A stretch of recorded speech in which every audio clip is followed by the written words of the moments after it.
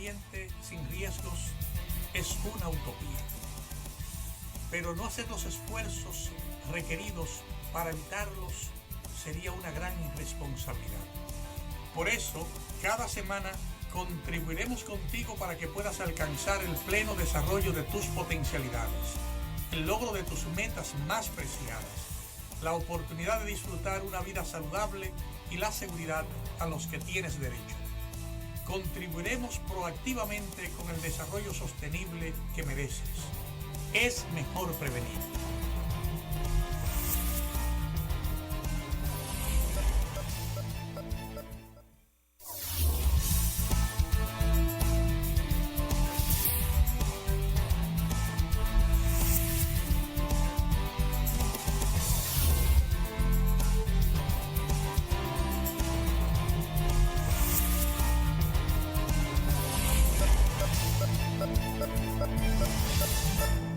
Saludos amigos de la Utopía Riego Cero.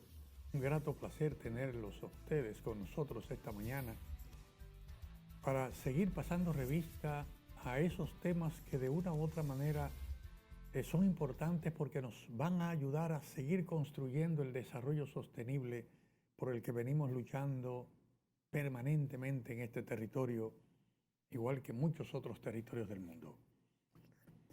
En esta semana vamos a pasar revista a las experiencias que vamos teniendo en el país. Vamos a pasar revista a pequeños detalles que pueden ayudarnos a mejorar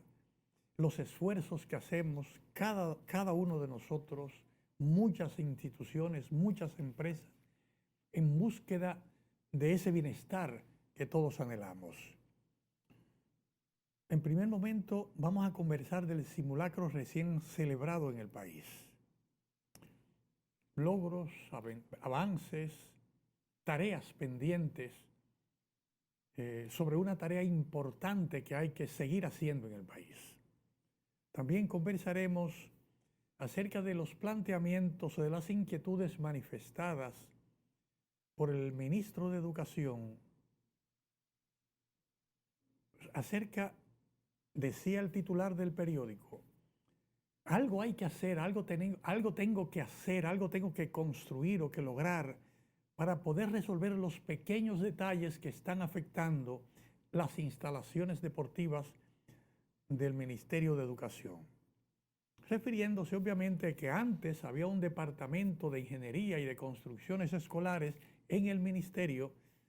y ahora esa responsabilidad recae sobre el Ministerio de Viviendas, pero las tareas pequeñas del día a día, tareas de plomería, de pintura, de reparaciones menores, parece que están dando algún dolor de cabeza. Vamos a conversar hoy, entre otros temas, de esos elementos que pueden ayudarnos a nosotros y a esos tomadores de decisión para ver la magnitud de las tareas que tienen y una forma fácil de implementarlas y de ponerla en marcha para que sean cada vez más eficientes. No se muevan, porque hoy tenemos mucho contenido en la Utopía Riesgo Cero.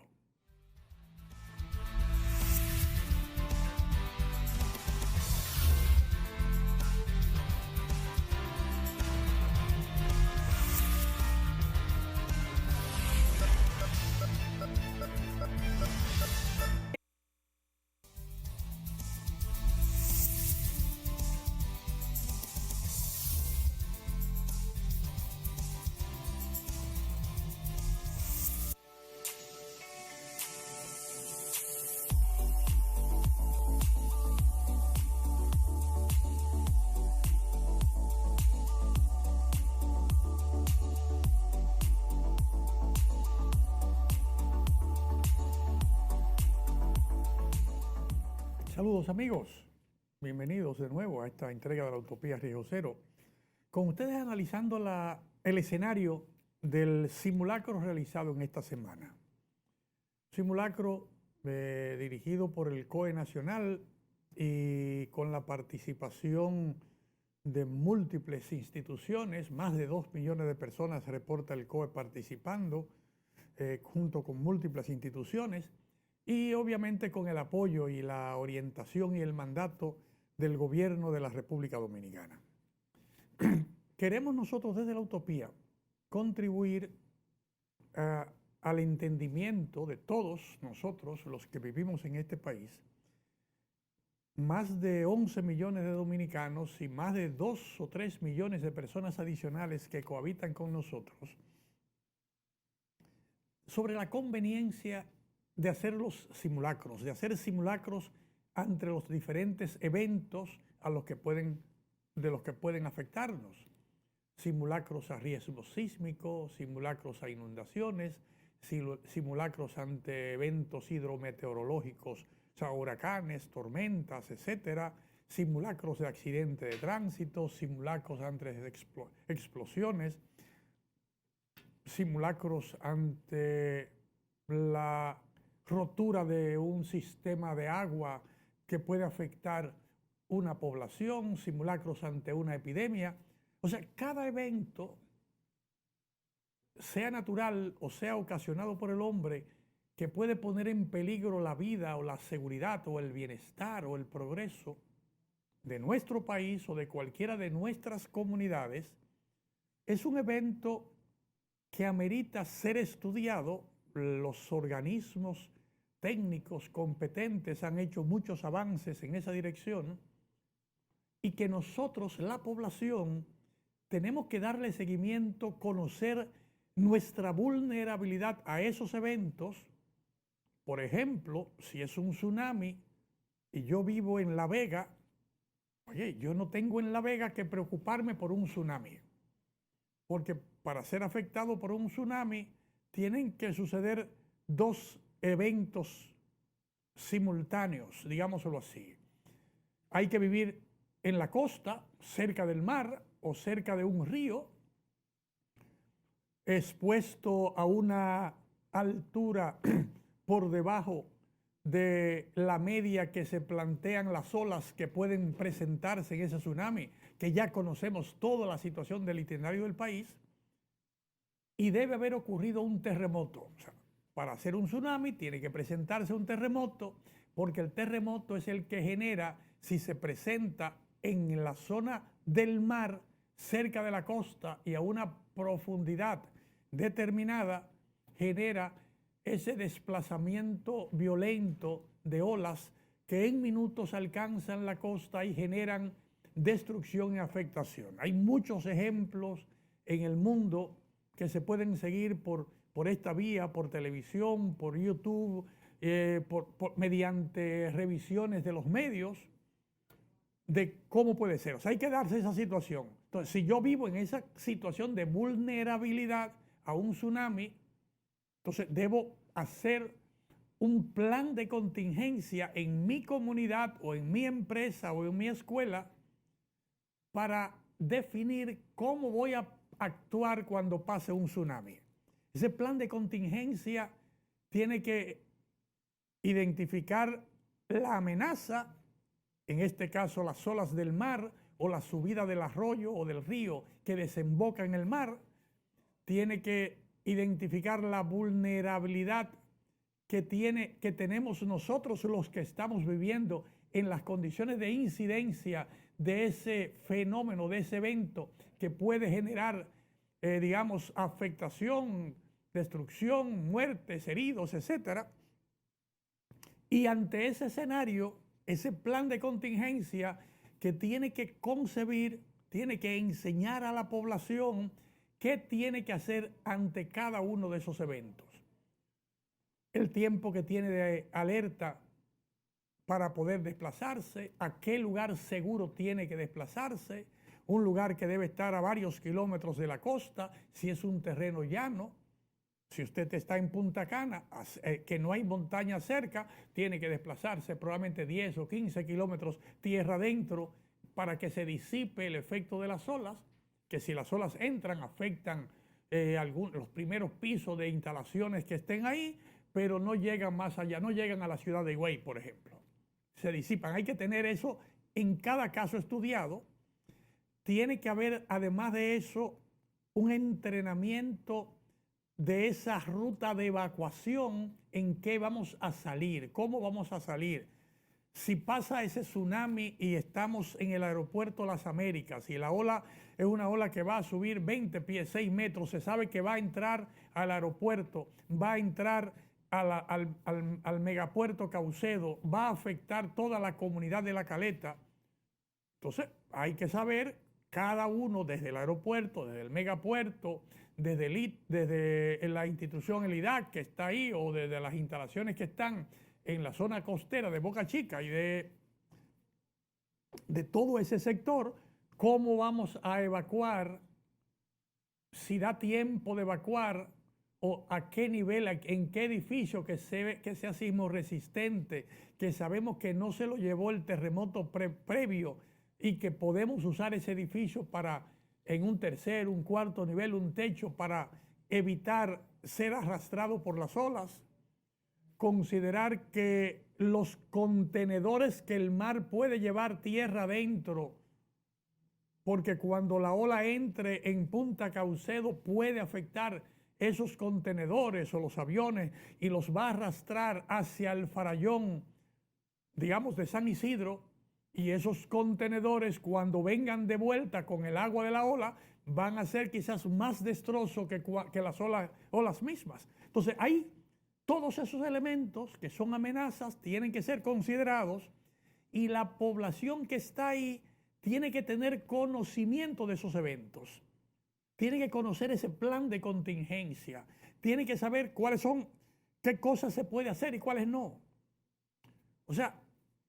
la señora que trabaja en Megapuerto o en el aeropuerto, cuyo esposo es el chofer de una patana del sindicato de choferes de Boca Chica, tiene que saber que ella no puede esperar que el esposo la vaya a buscar en la patana, que ella tiene que montarse en el primer vehículo que salga, porque en ese momento todos los vehículos que haya disponible en el aeropuerto, en el megapuerto, en el IDAC o en cualquier institución, tienen que enfilarse para salir hacia el farallón por todas las vías posibles, por la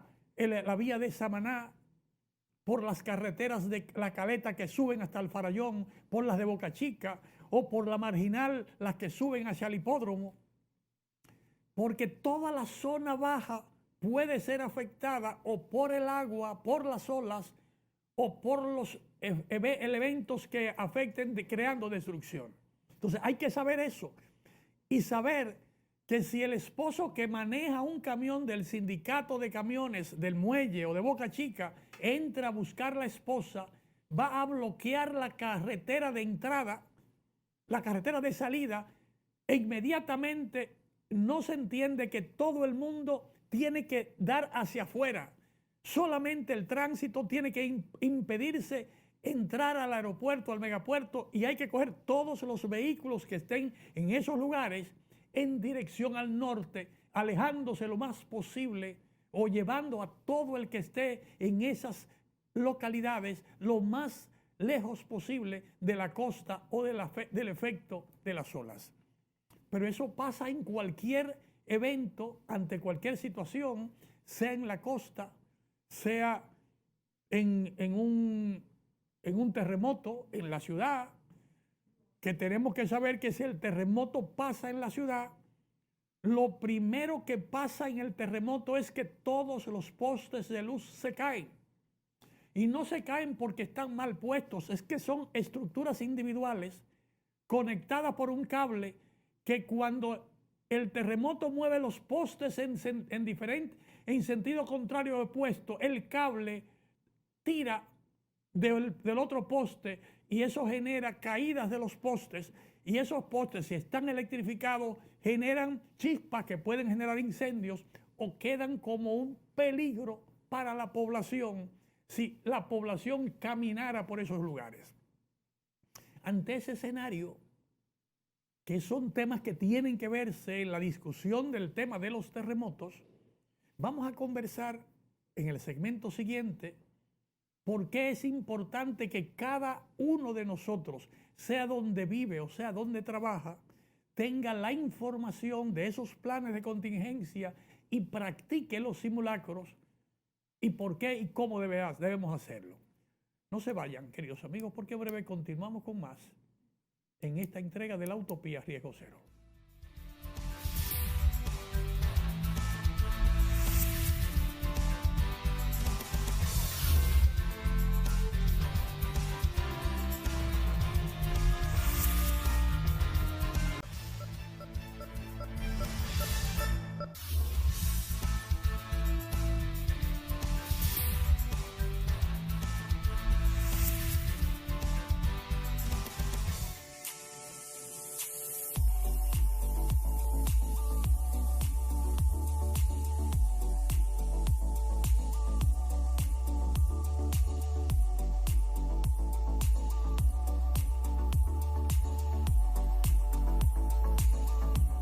Queridos amigos,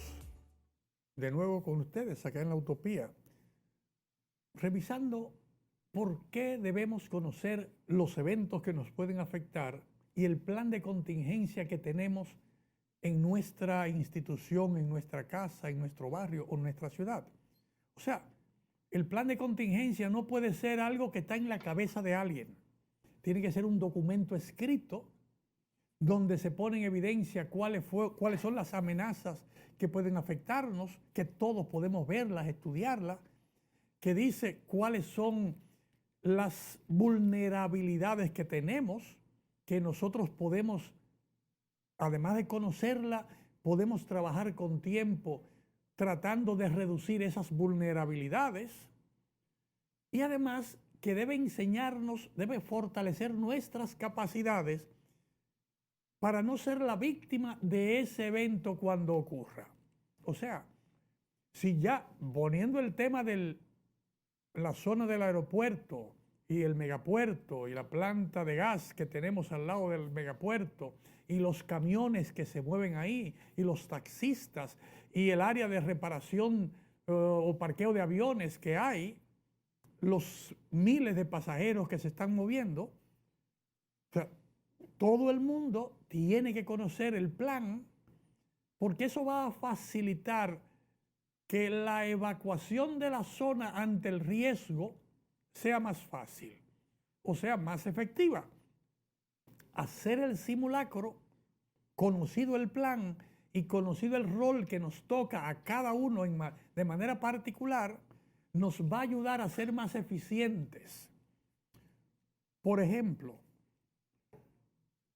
hemos dicho en múltiples ocasiones que el área de más alto riesgo, el sector de más alto riesgo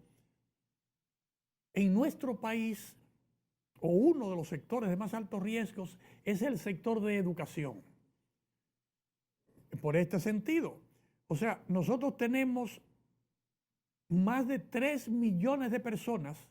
la única institución que aglutina a más de 3 millones de personas en lugares propios de la institución es el Ministerio de Educación. Porque si el evento está en hora escolar, digamos 10 de la mañana, Dios no quiera que sea el evento, pero analicemos un evento a las 10 de la mañana, a las 9 de la mañana, que están todos los estudiantes de todas las escuelas, de todos los colegios, en labor, en su clase, aglutinados 40, 50, 30 niños en cada aula escolar, y que unas instalaciones están a la orilla del mar, en el malecón, otras están separadas del mar, pero en la cota baja, en la cota por debajo de la cota 5 o la cota 6 o de la cota 10, expuestas a ser afectadas por inundación. Otras están a orilla de ríos, por ejemplo, a orilla del río Sama, que una inundación, un efecto de un terremoto puede generar un tsunami, y el tsunami levanta la ola y el río Sama, el agua entra por el río Sama y puede inundar hasta la cota 5, se está previsto, o pudiera ser más. Cualquier instalación que esté por debajo de la cota 5 sobre el nivel del mar tiene riesgos de exponerse. Entonces el evento, el terremoto o el plan de contingencia ante ese evento debe tomar en cuenta todos esos riesgos. Igual, si trabajo en el local, en el piso 10 o en el piso 12, yo debo saber que hay problemas, que yo vivo, estoy arriba en un piso 12 y que cuando hay un terremoto no se pueden usar los ascensores. O sea, yo tengo que revisar primero, antes que nada, que las escaleras de emergencia, las escaleras que están al lado de los ascensores, no pueden tener puertas metálicas cerradas con candado, porque un ministro de un piso determinado no quiere que la gente pase por ahí. Oye, esas escaleras tienen que estar permanentemente abiertas, disponibles, porque si en el momento que pasa el terremoto, la persona no puede evacuar por el terremoto, lo más probable es que la única forma de evacuar es en el listín diario en la primera página. Lamentablemente, porque si se arma un incendio ahí o si hay afectaciones en la estructura y no puede evacuar de acuerdo al plan de contingencia, lamentablemente al día siguiente, a los 2 días, aparecerá en la lista de los afectados o de las víctimas de ese evento en la primera plana de la prensa nacional. Entonces, cada uno, dependiendo de su vulnerabilidad, tiene que hacer constancia de cómo debe manejarse en el plan de contingencia la reducción de la vulnerabilidad, la atención a las amenazas que pueden presentarse y el fortalecimiento de capacidades. Entonces usted tiene que estar preparado, si está en el piso 12, a bajar esos 10 o 12 pisos en 2 minutos, en 1 minuto, en 30 segundos, de manera ordenada, porque si lo hace atropelladamente, de manera violenta, si no se ejercita, puede que la afectación sea la del atropellamiento en esa escalera y no el terremoto o la evacuación en sí. Entonces, también hay que hacer el ejercicio de practicar y saber que cuando está en situaciones de vulnerabilidad, tiene que haber planes específicos para saber cómo se van a evacuar a las personas que tienen alguna disfunción o alguna discapacidad motora o la edad no le permite hacer las evacuaciones correspondientes. Yo vi como un hobby que para hacer la simulación de una evacuación en el local, la prensa reseñaba que habían personalidades importantes que fueron en tenis para hacer la evacuación en tenis. Oiga, eso no es una fiesta. O sea, usted tiene los tenis en la oficina permanentemente y ha hecho el ejercicio de que cuando dé el terremoto, usted se va a quitar los zapatos de taco para poner los tenis y ha hecho ese ejercicio. Si lo ha hecho de esa manera, bien. Ahora, si usted no tiene eso así y no se ha preparado, tiene que hacer su evacuación con los zapatos que tiene o descalzo, porque no habrá tiempo de quitarme los zapatos, ponerme los tenis, amarrarme los cordones en el medio del terremoto, evitando que una lámpara me caiga arriba o que algo me afecte, para luego hacer la evacuación. O sea, todos debemos conocer cuál es la vulnerabilidad que tenemos, cuál es la amenaza, y el simulacro es para ejercitarnos. Es un ejercicio porque el simulacro debe decirnos a nosotros en qué tiempo debemos evacuar, que no puede ser en el medio del primer sacudión del terremoto,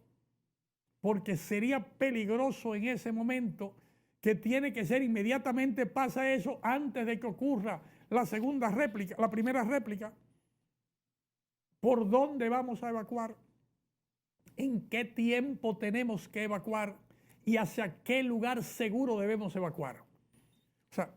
tener el simulacro, tener el plan de contingencia con un simulacro diseñado y ensayado que nos permita a todos hacer eso de manera ordenada, evacuar de manera ordenada,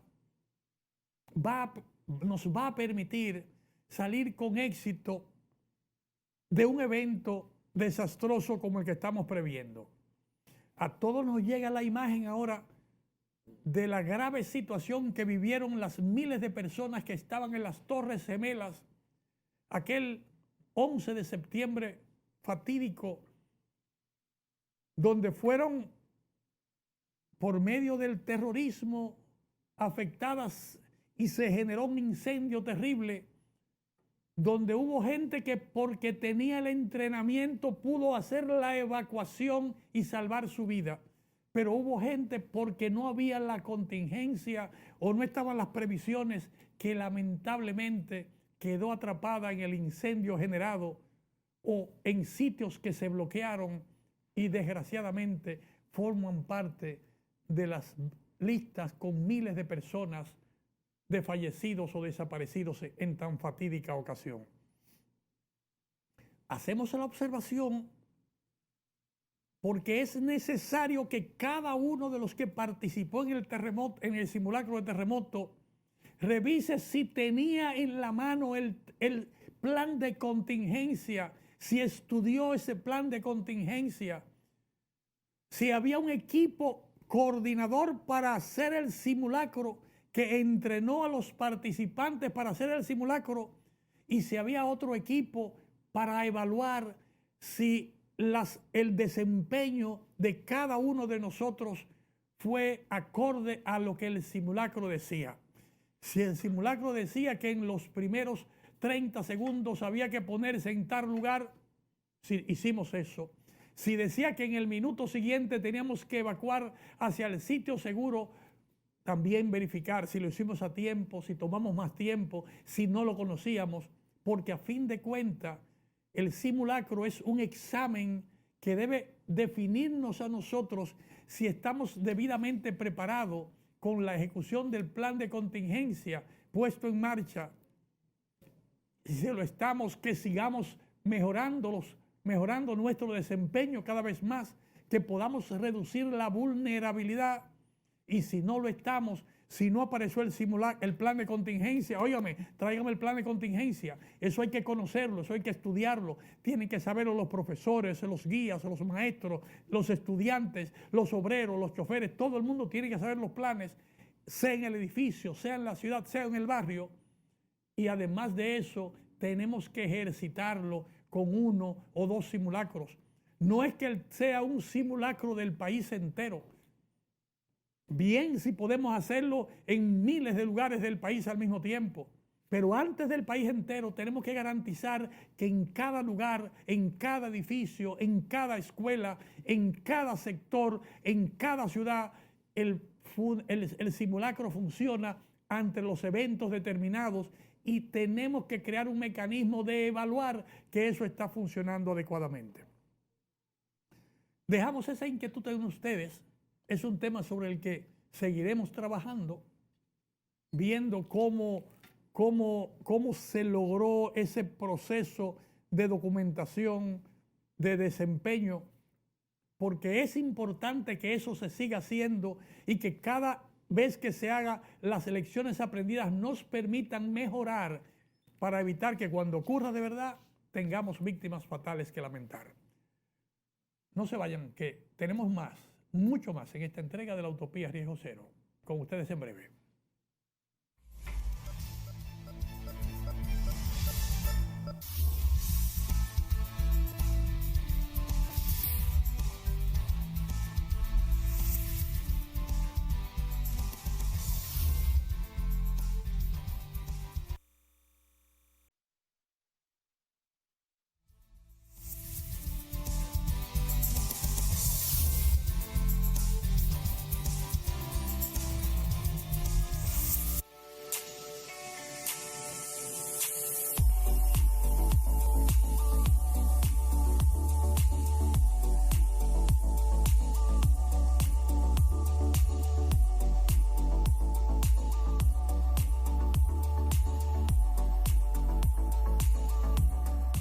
Queridos amigos de la Utopía,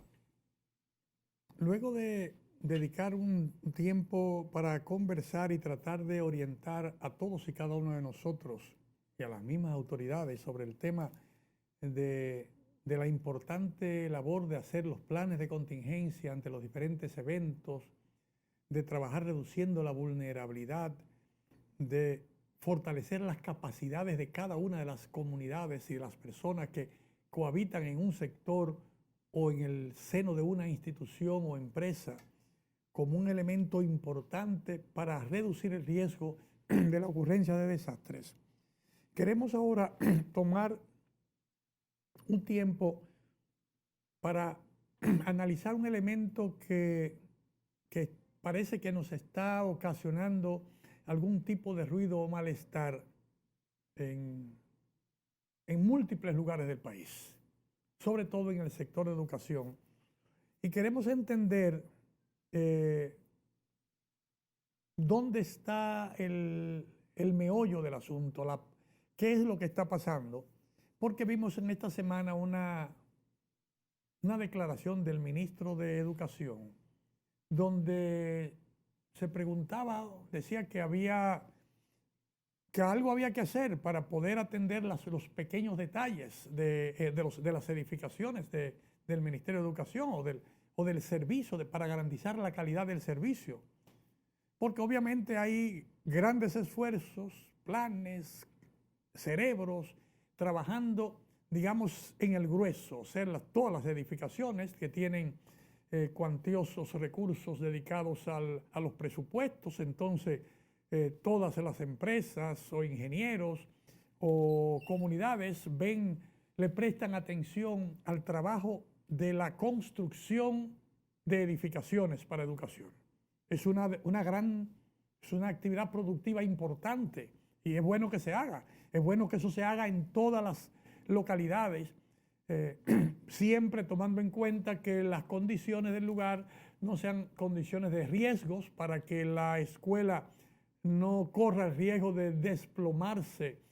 ante un terremoto. A veces colocamos una escuela o en una loma que es inestable y al generar un terremoto puede caer la edificación. Otras veces hacemos una escuela o la hemos hecho en una ciénaga, en un terreno que se inunda muy cerca del río, expuesto a que cuando haya una avenida de ese río, pues va a inundar la escuela. O sea, tomando en cuenta las situaciones de riesgo de la ubicación y la calidad estructural de la edificación, es bueno que eso se haga. Pero la inquietud de él se refiere, porque es reciente la manifiesta, las dificultades que tiene el ministerio para resolver, digamos, los pequeños detalles, el mantenimiento de una escuela, de la plomería, cuando el baño se tapa el baño o se afecta el baño o se rompen llaves o se rompe una tubería o se dañan algunas instalaciones eléctricas o un portón se afectó o se agrietó algo en el patio. O sea, esas pequeñas obras de ingeniería que afectan el funcionamiento, porque en un centro escolar donde tenemos 1.200 estudiantes en la mañana y 1.200 en la noche, y que de repente a las 10 de la mañana se afectó la tubería del baño y los baños no están disponibles adecuados, se nos arma un caos que prácticamente se pierde el día. No hay posibilidades de dar clases en ese día porque son 2.400 personas que van a necesitar de las facilidades de servicios o de la energía o de la seguridad del portón. Entonces, me luce, también he visto inquietudes similares con los hospitales de manera tradicional, sobre todo en los últimos 30 años o 20 y pico de años, se ve con frecuencia. En mi época de estudiante, en el siglo pasado, le hace por allá, aparentemente no se veía esa presión, aparte de que no había la presión demográfica sobre los centros escolares, lo cual bajaba la presión, no se veía la presión, porque en esa época era normal, era práctico que el Ministerio de Educación tenía un departamento de infraestructura donde tenía ingenieros o tenían en los distritos escolares personal que se encargaba de dar mantenimiento a las obras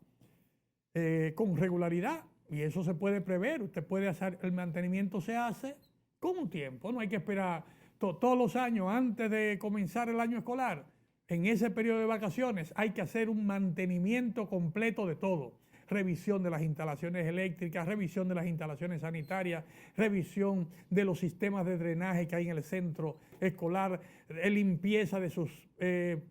alcantarillados, etcétera. O sea, todo lo que implique pintura, reparación de rejas, de hierro, de ventanas. O sea, todo un programa de mantenimiento es la primera recomendación que debemos pasar al Ministerio de Educación, al Servicio Nacional de Salud, al director de hospitales y a todo aquel incumbente que tiene una instalación, sobre todo los que tienen labores periódicas, es aprovechar el tiempo de vacaciones, el tiempo de no uso, para hacer labores de mantenimiento periódico. Y aquellas que no tienen ese flujo, digamos, de vacaciones como la escuela o la universidad, que tiene varias semanas de vacaciones, pues que periódicamente se tomen fines de semana en el momento que hay menos flujo de público y menos personal para hacer labores de mantenimiento preventivo con regularidad. Eso garantiza la eficiencia. Por eso en el sector privado, las empresas que tienen ese programa de mantenimiento preventivo con regularidad están expuestas a menor cantidad de riesgos o afectaciones. Pero volvamos a la escuela. Una escuela que necesitamos mantener seguros y en condiciones a más de 3 millones de personas que conforman la comunidad educativa, 2 millones y pico de estudiantes, varios cientos de miles de profesores y de proveedores de servicios y de personal administrativo que cohabitan con los estudiantes en el universo de usuarios de los recintos escolares, que nos ponen en situación de riesgo permanente a más de 3 millones de personas a la misma hora, un día cualquiera laboral que esté en funcionamiento el aparato escolar en un punto determinado. O sea, en cada punto hay 2.000, hay 1.500. En algún momento recuerdo haber cuantificado o identificado a cerca de 1.000 recintos escolares, que en el total esos 1.000 recintos escolares albergaban más de 2 millones de personas. O sea, imagínense que podemos prestar la atención de manera prioritaria a esos 1.000 recintos que son los más, los más densamente poblados o usados, para que una vez atendamos esos 1.000, podamos seguir atendiendo. Si no podemos atenderlos a todos los recintos escolares al mismo tiempo, vamos atendiéndolos en nivel de prioridad. Pero qué fácil sería, pensamos nosotros, que cada distrito escolar pueda hacer una evaluación de la situación en que encuentra de vulnerabilidad y presentar un informe al ministerio vía su dirección regional, y que al mismo tiempo pueda identificar emprendedores, grupos de emprendedores que han sido entrenados o que están en proceso de emprendimiento, que son electricistas, que son plomeros, que son pintores, que son maestros constructores. O sea, el grupo de emprendedores locales en el entorno del recinto escolar, que muchas veces son padres o parientes de muchos de los estudiantes que trabajan en ese recinto escolar, de tal manera de promover la organización de esos emprendedores en MIPYMES, pequeñas empresas de servicio de mantenimiento, y que el Ministerio de Educación pueda hacer contratos de servicio de mantenimiento preventivo o de mantenimiento correctivo para resolver esos problemas de mantenimiento que van a garantizar la calidad del servicio que deben brindar las instalaciones educativas a nuestro proceso.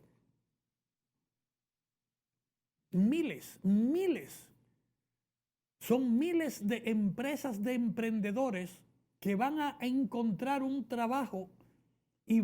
para producir y mantener sus empresas, pero al mismo tiempo van a contribuir a garantizar la calidad y la continuidad del proceso educativo en cada una de sus comunidades. En algún momento se generó, se distorsionó, porque eso se hacía en algún momento, pero llegó un momento que los grandes contratos, reunir varias obras para hacer contratos de cientos de miles de millones de pesos, se convirtió en el atractivo, lo que movía la atención tanto de los ingenieros contratistas o de las empresas constructoras o de los promotores, de los dirigentes ministeriales o escolares. Parece porque era más fácil. Quiero yo pensar que era más fácil bregar con una sola persona que bregar con 100 personas. Queremos desde la Utopía invitar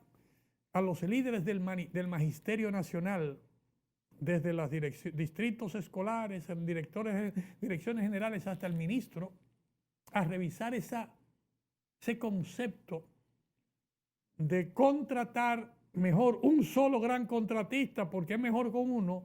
y para los temas de mantenimiento, los temas de seguimiento, hacer las labores necesarias para que sean emprendedores locales los que emprenden esa tarea de garantizar la continuidad del proceso educativo, brindando la asistencia al trabajo de mantenimiento y reparaciones menores en cada una de nuestras escuelas. Daremos algunas recomendaciones adicionales en el segmento siguiente, por lo que le invitamos a no moverse y seguir en contacto con nosotros en esta entrega de la Utopía Riesgo Cero.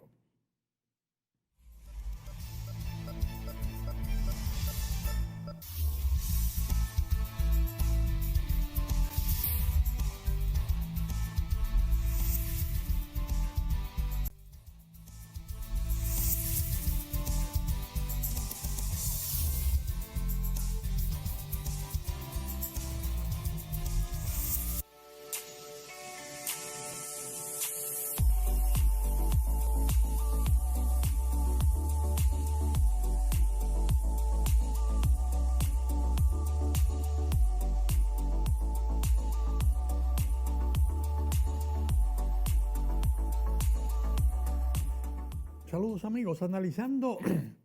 la situación que se nos presenta en las tareas de mantenimiento de los recintos escolares, y hacemos el comentario a raíz de lo que leímos en un diario de circulación nacional, de la inquietud del ministro de cómo abordar esos temas.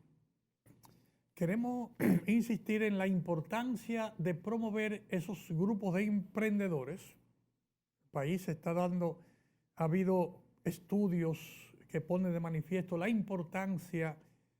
de el fortalecimiento de esos pequeños empresarios, grupos empresarios,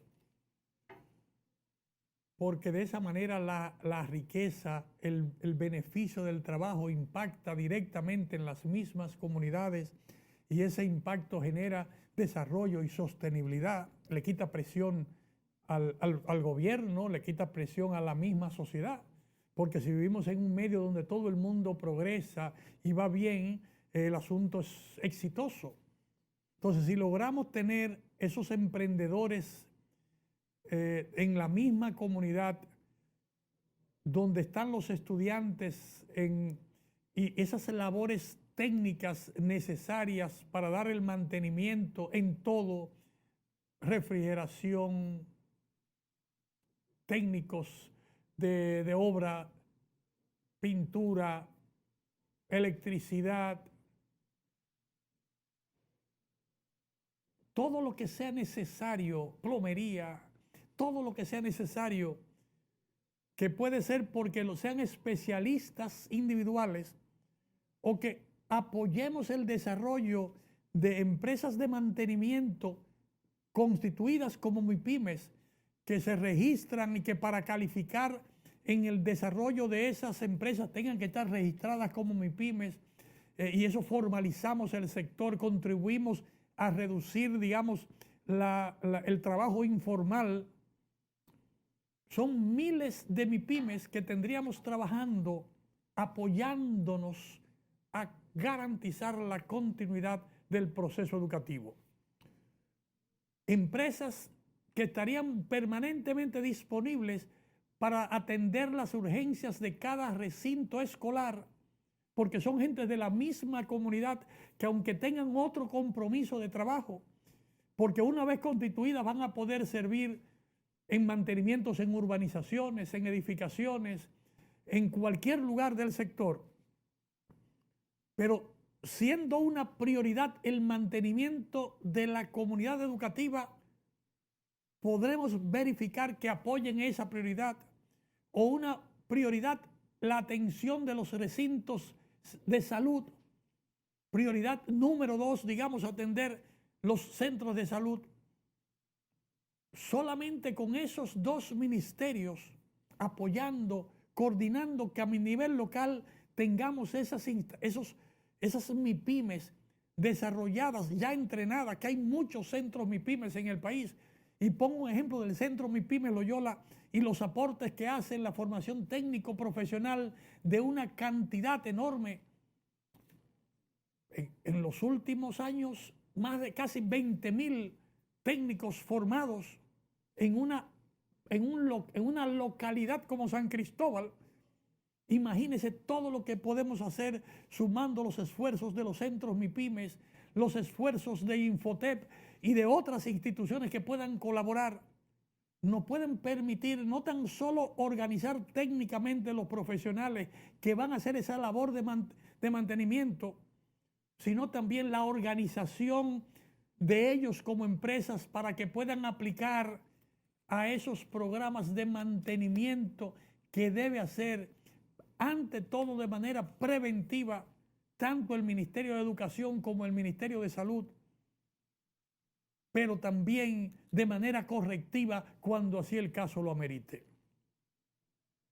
Imagínese usted una pequeña empresa formada por un plomero, un electricista, un albañil, un soldador, o sea, un grupo que trabaje de manera coordinada, que va a recibir el entrenamiento para hacer bien su trabajo, el entrenamiento para poder constituir su empresa de manera adecuada, administrarla correctamente, calificarla para que pueda participar en los sorteos que se hagan en cada comunidad, pero con el criterio de que las empresas MIPYMES sean de la comunidad, sean de gente que vive donde está esa comunidad educativa, y que no vengan las mentes brillantes a querer hacer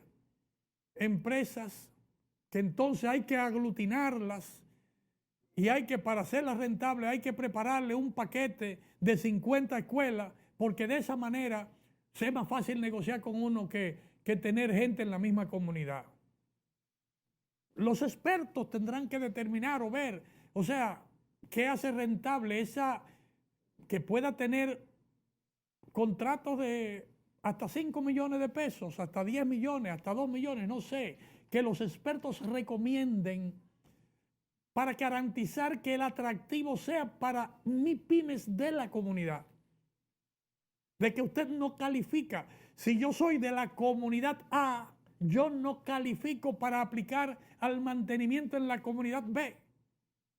porque yo necesito, con las competencias de vida en cada comunidad, gente no tan solo involucrado por la geografía, sino por el interés particular de que la familia está estudiando en ese centro educativo. Y a mí me interesa que haya salud, que haya bienestar y que haya seguridad en ese recinto. Entonces, mi trabajo profesional lo quiero dedicar para acompañarlas de manera adecuada. Y el Ministerio de Educación, con un simple mecanismo de supervisión o a través del Ministerio en coordinación, un mecanismo de supervisión con representantes de educación, representantes del Ministerio de Vivienda y del Ministerio de Salud, crear un mecanismo que permite ver las prioridades conjuntamente con las autoridades de cada recinto escolar, a fin de garantizar que cada recinto esté en las mejores condiciones posibles, que sea óptimo el ambiente para que el estudiante pueda cumplir su rol de prepararse, de fijar sus metas, de concentrar sus esfuerzos en el logro del máximo potencial que pueda tener en el logro de sus metas, desarrollándose sin limitaciones, sin riesgos, sin sufrir afectaciones de su salud o afectaciones físicas por las condiciones de la infraestructura y mucho más, con unas condiciones adecuadas, propicias que le permitan estar en un ambiente sano, saludable, seguro, que propicie el desarrollo de sus ideas, de sus metas, que pueda socializarla, que pueda promover el arte, promover la cultura y el deporte con toda seguridad. Dejamos esas inquietudes para ustedes, líderes de cada comunidad, líderes de los sectores educativos, de salud, líderes del país, porque entendemos que si hacemos eso vamos a contribuir de manera efectiva a la consolidación del desarrollo sostenible de nuestro país. Hasta la próxima, queridos amigos. Nos vemos por estos mismos canales y a esta misma hora, en otra entrega de la Utopía Riesgo Cero.